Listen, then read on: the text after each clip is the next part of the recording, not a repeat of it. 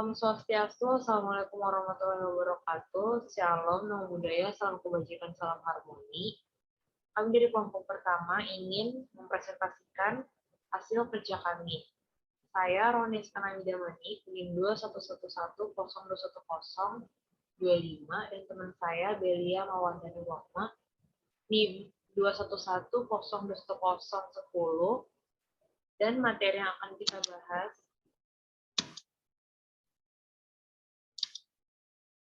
yang pertama adalah pengertian belajar. Yang kedua adalah hakikat belajar. Yang ketiga adalah ciri-ciri belajar.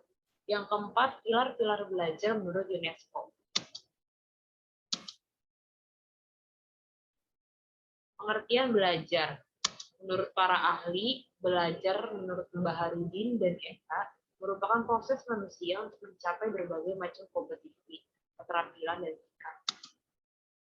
Belajar menurut Umar Hamali adalah modifikasi atau memperteguh kelakuan melalui pengalaman. Budi Ningsih dalam Jamil Supri Hatiningrum, belajar merupakan suatu proses pembentukan pengetahuan yang mana siswa aktif melakukan kegiatan aktif berpikir, menyusun konsep, dan memberi makna tentang hal-hal yang sedang dipelajari. Sedangkan secara umum, pengertian belajar adalah suatu usaha yang dilakukan seseorang untuk memperoleh perubahan yang baru sebagai hasil dari pengalaman. Hakikat belajar. Menurut Gangna, belajar adalah suatu proses di mana suatu organisme berubah perilakunya sebagai hasil dari pengalaman. Jadi terdapat 3 unsur pokok dalam belajar, yaitu proses, perubahan perilaku, dan pengalaman. Menurut Jamarah menyatakan jika hakikat belajar adalah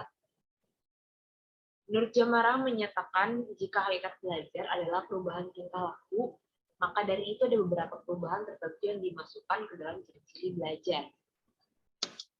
Materi selanjutnya akan disampaikan oleh teman saya. Baik, saya akan melanjutkan materi selanjutnya, yaitu ciri-ciri belajar. Ciri-ciri belajar menurut Surya tahun 1997 dalam Rusman tahun 2015 halaman 13-16. Ada sekitar 8 ciri-ciri dari belajar menurut Rusman. Yang pertama, ada perubahan yang disadari dengan sengaja atau biasa disebut dengan intensional. Ciri-ciri itu menjelaskan bahwa belajar adalah perubahan tingkah laku, baik yang disadari atau yang disengaja oleh individu tersebut. Yang kedua adalah perubahan yang berkesinambungan atau bisa disebut kontinu. Perubahan yang berkesinambungan ini berarti adanya perubahan yang terjadi pada individu dan merupakan perubahan keterlanjutan dari keterampilan serta pengetahuan yang sudah ia miliki sebelumnya. Yang ketiga yaitu perubahan yang fungsional. Hasil dari perubahan belajar merupakan perubahan yang fungsional. Maksudnya hasil dari perubahan itu sendiri memang berguna. Hasil dari perubahan tersebut bisa dimanfaatkan untuk kepentingan di masa sekarang atau di masa yang akan datang. Yang keempat ada perubahan yang positif. Belajar merupakan terjadinya perubahan pada seorang individu. Perubahan itu tentu harus ke arah yang positif atau ke arah kebaikan. Yang kelima, perubahan yang sifatnya aktif, yang berarti bahwa perubahan yang terjadi pada individu akibat belajar didapatkan dari kegiatan yang aktif pada individu tersebut dalam memperoleh hasil dan perubahan itu sendiri. Yang keenam, perubahan yang sifatnya permanen. Hasil belajar adalah hasil yang permanen, sehingga seseorang disebut belajar bila ia mendapatkan perubahan tingkah laku yang sifatnya permanen atau tidak dapat bertahan lama. Yang ketujuh yaitu perubahan yang terjadi memiliki arah dan tujuan. Seseorang akan dikatakan belajar saat ia sadar, termasuk bila sadar dan memiliki tujuan. Sehingga belajar juga harus terarah dalam meraih suatu tujuan. Dan yang terakhir yaitu perubahan perilaku secara keseluruhan, yang berarti bahwa hasil dari belajar akan memengaruhi perubahan secara keseluruhan pada individu itu sendiri. Materi yang selanjutnya yaitu pilar-pilar belajar menurut UNESCO. Pilar-pilar belajar menurut UNESCO dikenal sebagai istilah 4 Pillar of Learning. Ini merupakan upaya yang dilakukan untuk mewujudkan tatanan dunia di mana Peserta didik sebagai generasi penerus pembangunan tidak hanya sukses sebagai siswa di sekolah, akan tetapi juga sebagai individu dan masyarakat sosial.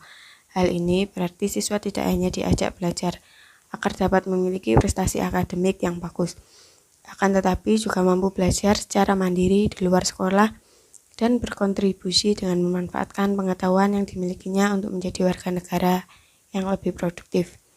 Adapun 4 pilar belajar menurut UNESCO ini meliputi pilar yang pertama yaitu learning to know, yang berarti belajar untuk mengetahui atau belajar untuk mencari tahu.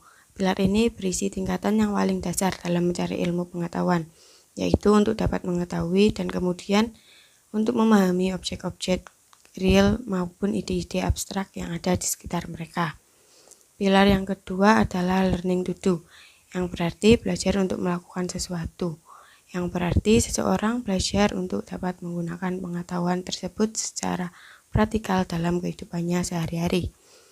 Pilar yang ketiga yaitu pilar learning to live together, yang berarti belajar untuk dapat hidup bersama dengan orang lain.